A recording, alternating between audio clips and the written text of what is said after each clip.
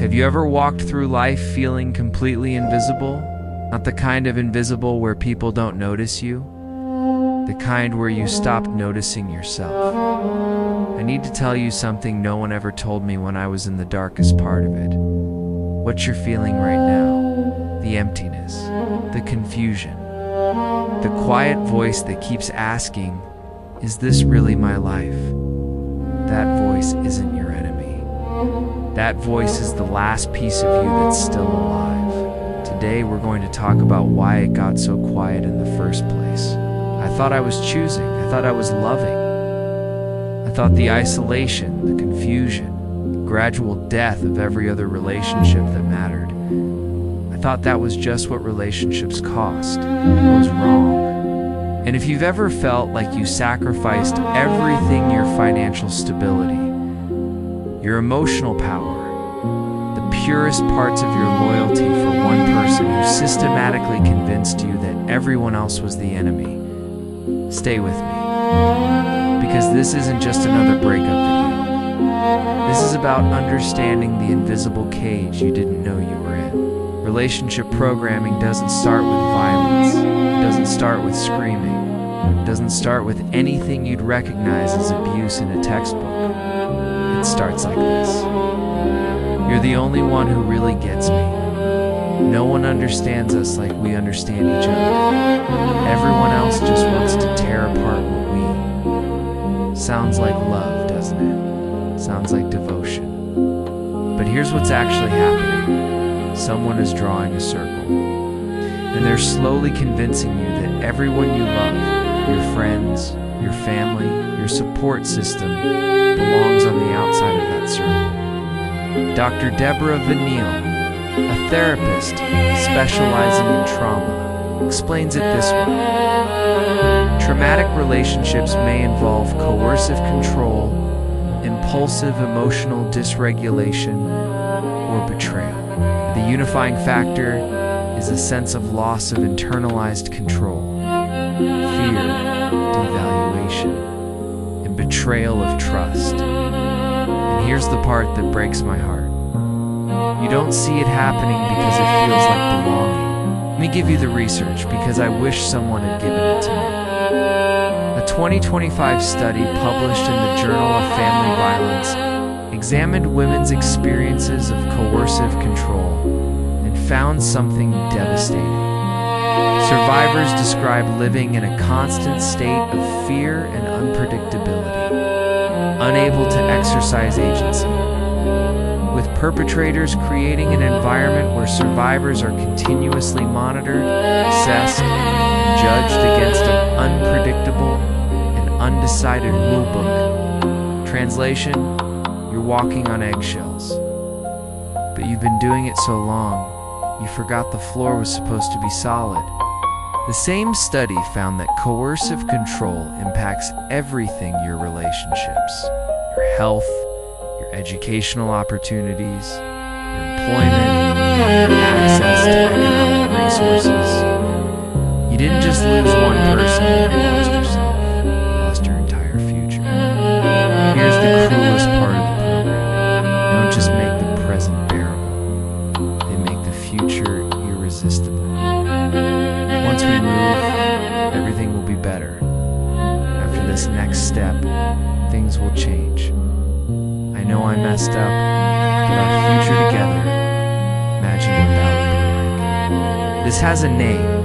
It's called future faking. A 2025 article explains that future faking originates from Neuro-Linguistic Programming, a technique meant to help people envision positive futures to motivate them. But in toxic relationships, it becomes manipulation rather than addressing existing relationship issues such as conflicts, boundary violations, or lack of appreciation. The focus is shifted to an idealized future that is unlikely to materialize, but is continually promised. The hope for a better tomorrow becomes the reason you stay in a hellish today. And here's what they don't tell you. Every time you accept a promise instead of change, you train your brain that your needs don't matter. You train yourself to wait, to hope, accept less. A 2024 study from the National Institutes of Health proposed something called Coercive Control Trauma, a framework for understanding how ongoing patterns of non-physical harm damage the self. The researchers found that victim survivors experience specific emotional trauma shaped by processes of threat and restraint. This isn't just sadness. This is your nervous system being rewired for survival. You know that feeling? When you're out of the relationship but still can't relax? Still checking your phone? Still bracing for impact? That's not weakness. That's your body remembering what kept you alive. The study notes that the way in which the relationship is the source of both threat, danger, and reward security can intensify enmeshment and dependency. Translation: the person who hurt you was also the person you turned to for comfort. Your brain got confused. And confusion, when you live in it long enough, starts to feel like home. Here's what the programming taught you. You're too much. You're not enough. No one else would understand. No one else would stay. This is as good as it gets. A comprehensive guide to healing from emotional abuse lists the lasting effects: low self-esteem and self-doubt, difficulty trusting others, anxiety and depression, isolation from friends and family, chronic feelings of fear or panic. Sound familiar? Here's what I need you to hear. Those aren't truths. Those are symptoms. They're the residue of someone else's inability to love you correctly. They're not who you are, they're what was done to you. And yes, there's a difference. It's a massive, life-changing difference. I need to ask you something. And I need you to answer honestly, even if only in your head. When did you stop giving your energy to anyone except the person who was draining it? When did you stop returning calls? Stop making plans? Stop investing in the people who actually showed up for you? Because that's part of the programming too. Isolation isn't just about being alone. It's about being convinced that everyone outside the relationship is either a threat or irrelevant. And now that the relationship is over, or maybe it's not. Maybe you're still there watching this in secret now that you're facing the wreckage. You look around and realize you buried everyone who could have helped you dig out. So what now? The research gives us a map, but maps don't walk for you. Step 1, you name it. Acknowledgement isn't weakness. It's the first breath after drowning. Recognizing the impact of emotional abuse can feel overwhelming, but it's crucial for your healing. Reflect on your feelings, acknowledge your experience, and honor your emotions. You can't heal what you won't acknowledge. Step 2, you separate. If you're still in the relationship, this is the hardest part. And if there's any risk of violence, you need to plan carefully. Domestic violence resources exist for exactly this reason. But if you're out, you need to stay out. No contact, no checking, no just seeing how they're doing. The trauma bond will try to pull you back. That pull isn't love, it's addiction. Step 3, you grieve, not the person, not the relationship. You grieve the version of you that didn't have to learn all this. You grieve the time you'll never get back. You grieve the future that was promised and never delivered. And then you let it go. Not because it didn't hurt, because holding it hurts more. Step 4, you rebuild. This is the long work, the unglamorous work. The work that happens in therapy offices and morning journal pages and awkward conversations with friends you're trying to reconnect with. To rebuild your trust in others, surround yourself with supportive and trustworthy people.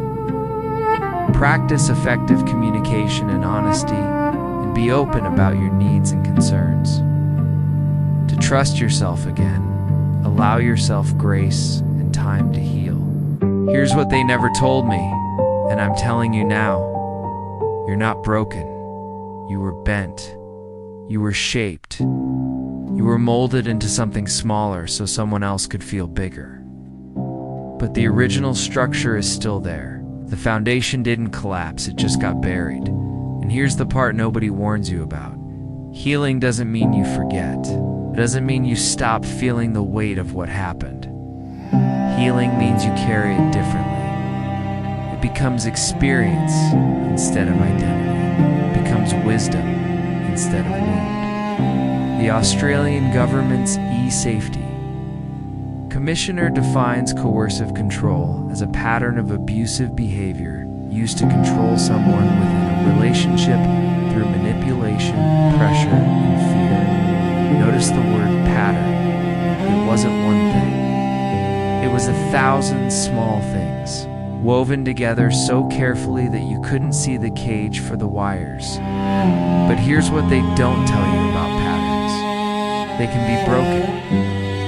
Every time you choose yourself, you break the pattern. Every time you let someone in who actually sees you, you break the pattern.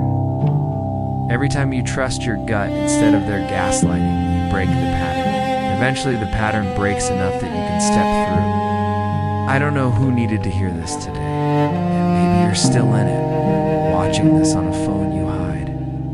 Maybe you've been out for years, but still feel the ghost of their hands in your life. Maybe you're just starting to wonder if there's more than this. Here's what I know for sure. You were never the problem. You were never too much. You were never unworthy of the love you kept giving. You were just giving it to someone who couldn't hold it. And that's not your failure. That's their limitation. The research tells us that survivors of traumatic relationships often internalize false narratives about self-worth and belonging. You may feel that you are less than others, deserving of abuse, and unlikely to ever be fully, deeply, and truly loved without conditions. But here's the truth. Those narratives try to hide. You are worthy of love that doesn't cost your soul. You are worthy of relationships that expand you instead of shrink you. You are worthy of the future you don't have to escape from. The healing you deserve, it starts today. Not tomorrow, not when you feel ready. Today. Because the person you were before all of this, they're still in there. They've just been waiting for you to come back, and it's time to come home. Ow. You were never lost, you were just buried. Start digging.